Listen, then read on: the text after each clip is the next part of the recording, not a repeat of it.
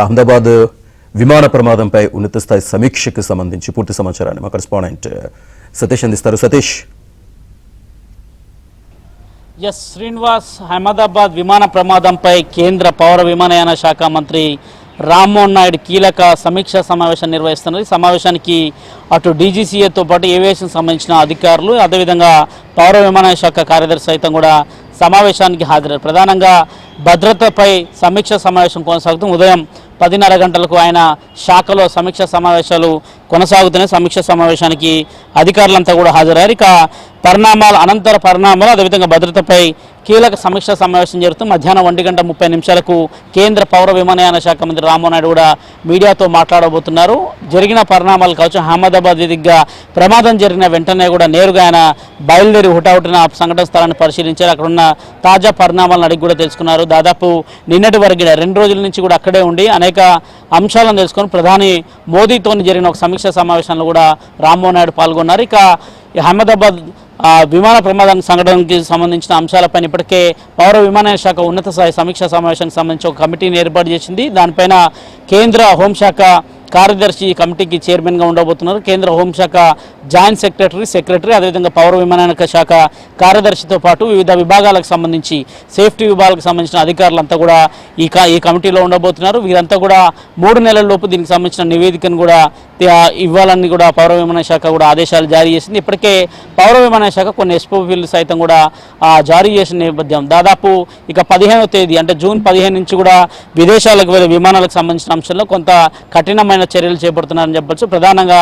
Especially Boeing విమానాలకు సంబంధించి Boeing విమానంలో ఎదురవుతున్న ఆటంకాలు కావచ్చు, వాటికి సంబంధించిన మెయింటెనెన్స్ కావచ్చు, వాటి యొక్క ఫ్యూయల్కి సంబంధించిన అంశాలు కావచ్చు, వాటి విద్యుత్ రెగ్యులేటరీ అంశాలు కావచ్చు, వాటిని పంపించేటప్పుడు తీసుకోవాల్సిన చర్యలు కావచ్చు, మొత్తం డీజీసీఏకి నివేదిక ఇచ్చిన తర్వాతకి డీజీసీఏ అప్రూవల్ ఇచ్చిన తర్వాతకే విమానాలకు సంబంధించిన అంశంలో కూడా స్పష్టతతో ముందుకు వెళ్ళాలని కూడా కేంద్ర పౌర విమానయాన శాఖ ఈ అంశంలో కొంత సీరియస్గా ఉంది. ఒక్కరు కాదు, ఇద్దరు కాదు, ఏకంగా 241 మంది విమాన ప్రమాదంలో ఆన్ బోర్డింగ్లో మొత్తం 242 మంది ఉంటే 241 మంది ఈ ప్రమాదాన్ని మృతి చెందారు. అత్యంత విషాదకరమైన ఘటనగా చెప్పాల్సి ఉంటుందని చెప్పాలి. ఇక మరోవైపు అటు మెడికల్ కాలేజీ పైన ఒక్కసారిగా విమానం కంట్రోల్ కాని సమయంలో పూర్తిగా ఫెయిల్ అయిన సందర్భంలో మెడికల్ కాలేజీ బిల్డింగ్ని కూడా బలంగా ఢీకొట్టడంతో మెడికల్ కాలేజీ యొక్క నిర్మాణం పూర్తిగా దెబ్బతినిపోయి మెడికల్ కాలేజీలో ఉన్న విద్యార్థులు లంచ్ చేస్తున్న సందర్భంలోనే ఈ ప్రమాదం జరగడంతో ఒక్కసారిగా విద్యార్థులు కూడా ప్రాణాలు వదిలిపోయారని చెప్పాల్సి ఉంది. దాదాపు ఇప్పటి వరకు 34 మంది మెడికల్ స్టూడెంట్స్ కూడా చనిపోయినట్టు కూడా అధికారికంగా తెలుస్తుంది. దీనికి సంబంధించిన అంశాలను ఇప్పటి వరకు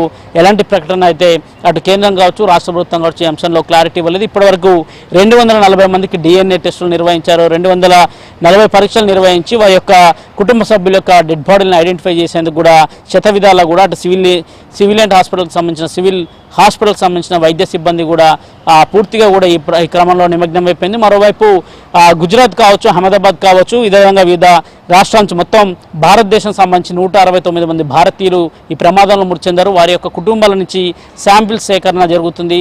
ముంబైకి వెళ్ళి కొంతమంది శాంపిల్ సేకరణ చేస్తున్నారు, అహ్మదాబాద్లో మరికొంతమంది చేస్తున్నారు. అహ్మదాబాద్ సివిల్ హాస్పిటల్ కోసం మరికొంతమంది వారి కుటుంబ సభ్యుల కోసం డిఎన్ఏ టెస్టులు నిర్వహించుకుంటున్నారు. దాదాపు ఇప్పటివరకు 240 టెస్టులు నిర్వహించామని కూడా అటు వైద్యులు చెప్తున్నారు.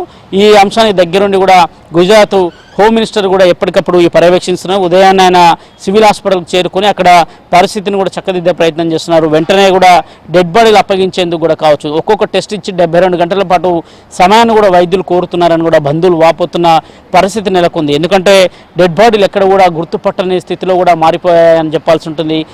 రక్తపు ముద్దల్లాగా మారిపోయిన పరిస్థితి నెలకొంది. ఇక దానికి తోడు స్థానికంగా ఉన్నవారికి కూడా పెద్ద ఎత్తున ప్రమాదం జరిగిందనేది కూడా వాదనలు వినిపిస్తున్నాయి. అనేక మంది సివిల్ హాస్పిటల్ ముందుకు వచ్చి తమ వారిని కోల్పోయాం, ఒక్కసారి ఇంటి ముందు పెద్ద ఎత్తున బ్లాస్ట్ జరిగింది, మొదట తామంతా కూడా సిలిండర్ బ్లాస్ట్తో జరిగింది అనుకున్నాం కానీ విమాన ప్రమాదం చోటు చేసుకుందనేది కూడా వారంతా కూడా కొంత ఆందోళన వ్యక్తం చేస్తున్నారు. తమ వారు కనిపించడం లేదని. ఎప్పుడైతే విమాన ప్రమాదం జరిగిందో నాటి నుంచి కూడా నేటి వరకు కూడా అనేక మంది ఆనవాళ్ళు లేకుండా పోయాయనేది కూడా లోకల్స్ చెప్తున్నారు. వారికి సంబంధించి వారి కుటుంబ సభ్యులు ఎవరైతే మెడికల్ కాలేజ్ పరిసర ప్రాంతాల్లో చిన్న చిన్న దుకాణాలు నడుపుకునేవారు కావచ్చు, షాపులు నిర్మించే యాజమాన్యాలు కావచ్చు, వారంతా కూడా వారి కుటుంబ సభ్యులు కనిపించడం లేదని కూడా కొంత ఆవేదన వ్యక్తం చేస్తున్నారు. వారు కూడా సివిల్ హాస్పిటల్ బయటే ఉన్నారు. దాదాపు మృతుల సంఖ్య అధికారికంగా 270 అని చెప్తున్నారు. దానికి మించిన సంఖ్య కూడా ఉండొచ్చు అనేది కూడా కొంత వాదన వినిపిస్తుంది. కాసేపటి క్రితమే శిథిలాలను తొలగించేందుకు ఎక్కడైతే విమాన ప్రమాదం జరిగిందో మెడికల్ కాలేజ్ బిల్డింగ్ పైన శిథిలాలను తొలగించేందుకు అటు ఎన్డీఆర్ఎఫ్ సిబ్బంది కావచ్చు, ఎస్డీఆర్ఎఫ్ సిబ్బంది కావచ్చు, ఎనర్జీకి సంబంధించిన కమాండర్స్ కావచ్చు, అనేక మంది కూడా బిల్డింగ్ పైన శిథిలాలను తొలగించే ప్రయత్నం చేస్తున్నారు. వారికి కాసేపటి క్రితమే ఎయిర్ హోస్టెస్ సంబంధించిన ఒక డెడ్ బాడీ కూడా లభించినట్టు కొంత జాతీయ మీడియాలో కూడా కథనాలు వస్తున్నాయి. ఎయిర్ హోస్టెస్ సైతం కూడా వాటికి సంబంధించిన డెడ్ బాడీ కూడా అందులో ఉందనేది కూడా అధికారులు చెప్తున్నారు. అయితే ఈ క్రమంకి సంబంధించిన అంశాల్లో ఇంకా క్లారిటీ రావాల్సింది. మరోవైపు డిఎన్ఏ టెస్టులకు సంబంధించిన ప్రక్రియ వేగవంతం అవుతుండే కొంత సమయం పడుతుందనేది కూడా చెప్తున్నారు. బ్లాక్ బాక్స్ అత్యంత కీలకంగా ఈ అంశంలో మారిపోయింది. బ్లాక్ బాక్స్ను రిట్రీవ్ చేయడానికి కావచ్చు, దాని నుంచి డేటా తీసుకోవడం కావచ్చు కొంత సమయం పడుతుందని కూడా అటు డీజీసీ అధికారులు చెప్తున్నారు. ప్రమాద తీవ్రతకు సంబంధించిన అంశంలో కొంత ప్రభుత్వం అదేవిధంగా కేంద్ర ప్రభుత్వం కూడా ముందుకు వెళ్తున్న నేపథ్యంలో బాధిత కుటుంబ సభ్యులు మాత్రం పెద్ద ఎత్తున కూడా సివిల్ హాస్పిటల్ బయట వేచి చూస్తున్నారు. దాదాపు 2 రోజుల నుంచి కూడా పరిణామాలు చూస్తున్నారు. 12వ తేదీ నుంచి కూడా నేటి వరకు కూడా వారంతా కూడా హాస్పిటల్ బయట ఉండి తమ వారిని చివరి చూపు చూసేందుకని తమకు డెడ్ బాడీలు అప్పగించాలని కూడా హాస్పిటల్ ముందు ప్రాధాన్యపడుతున్న పరిస్థితి అయితే నెలకొంది. మరోవైపు కేంద్ర పౌర విమాన శాఖ కూడా దీంట్లో కొంత అధికారులను అలర్ట్ చేయడం కావచ్చు, ముఖ్యంగా ఆ శాఖ పరంగా తీసుకోవాల్సిన చర్యలు దాదాపు డీజీసీఏకి ఇప్పటికే కొన్ని కఠినమైన శిక్షలు అమలు చేస్తూ వస్తుంది. డీజీసీఏ కొన్ని కఠినమైన నిర్ణయాలు కూడా తీసుకోబోతుంది. ఏవియేషన్కి సంబంధించిన రంగంలో కొంత మార్పులు తీసుకురావాలని కూడా ఆలోచన చేస్తున్న నేపథ్యం అయితే చాలా స్పష్టంగా కనిపిస్తుంది. ఇక ఉదయం కమిటీ నియమించారు. ఇప్పటి వరకు ఎన్ఐఏ సైతం కూడా ఈరోజు ఎన్ఐఏ బృందాలు సైతం కూడా సంఘటన స్థలానికి చేరుకున్నాయి. కుట్రాకోణం ఏమైనా దాగి ఉందా, కుట్రాకోణం దాగి ఉంటే ఎలాంటి కుట్రాకోణం దాగి ఉందనే కోణంలో కూడా అటు ఎన్ఐఏ సైతం కూడా ఉంది. డీజీసీఏకి సంబంధించిన అధికారులు అక్కడే ఉన్నారు. అనేక మంది అఫీషియల్స్ వివిధ డిపార్ట్మెంట్లకు సంబంధించిన ఫోరెన్సిక్ సంబంధించిన విభాగాలు సైతం కూడా అక్కడే మొత్తం పర్యవేక్షణ జరుగుతుందని చెప్పాల్సి ఉంటుంది. డిఎన్ఏకి సంబంధించిన శాంపిల్స్ కూడా పెద్ద ఎత్తున సేకరిస్తున్నారు. అనేక మంది అయితే ఎదురు చూస్తున్నారు. కాసేపటి క్రితమే గుజరాత్ మెడికల్కి సంబంధించిన వారంతా కూడా రతన్ టాటా గ్రూప్స్కి ఒక లేఖ రాయడం జరిగిందని చెప్పాల్సి ఉంటుంది. ప్రధానంగా ఇటీవల 241 మంది మృతి చెందిన వారికి ₹1 కోటి విరాళం ప్రకటించింది. కానీ మెడికల్కి సంబంధించిన స్టూడెంట్స్ విషయంలో మాత్రం ఇప్పటివరకు టాటా గ్రూప్ కావచ్చు, అదేవిధంగా గుజరాత్ ప్రభుత్వం కావచ్చు, కేంద్ర ప్రభుత్వం వారి అంశంలో ఎక్కడ కూడా ఒక కీలకమైన నిర్ణయం తీసుకోలేదు.